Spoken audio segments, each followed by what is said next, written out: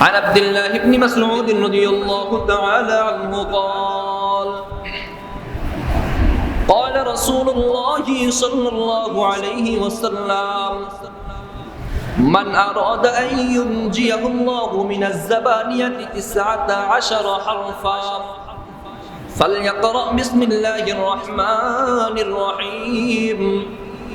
فإن له 19 حرفا على عدد ملائكة من النار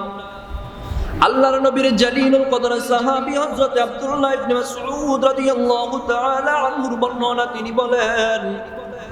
আল্লাহর হাবিব জনাবে মুহাম্মদুর রাসূলুল্লাহ সাল্লাল্লাহু আলাইহি ওয়াসাল্লাম ফরমান মান আরাদা আন ইউনজিয়াহুল্লাহু মিনাজ জাবানিয়াতি 19 যেই ব্যক্তি জাহান্নামের 19 জন দারোগা ফেরেশতার হাত থেকে রক্ষা পেতে চায় আল্লাহর হাবিব সাল্লাল্লাহু আলাইহি ওয়াসাল্লাম ফরমান যে ব্যক্তি জাহান্নামের 19 জন ফেরেশতার হাত থেকে রক্ষা পেতে চায় ফালইয়াকরা বিসমিল্লাহির রহমানির রহিম সেজন্য বিসমিল্লাহির রহমানির রহিম পড়ে সেজন্য বিসমিল্লাহির রহমানির রহিমের উপর আমল করে فإن له 19 حرفا على عدد ملائكة من النار কেন সে বিসমিল্লাহর উপর আমল করবে কারণ বিসমিল্লাহর মাঝে 19টা হরফ আছে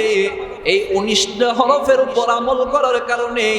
আল্লাহ তাআলা তাকে জাহান্নামের 19 জন দারোগা ফেরেশতার হাত থেকে রক্ষা করবেন।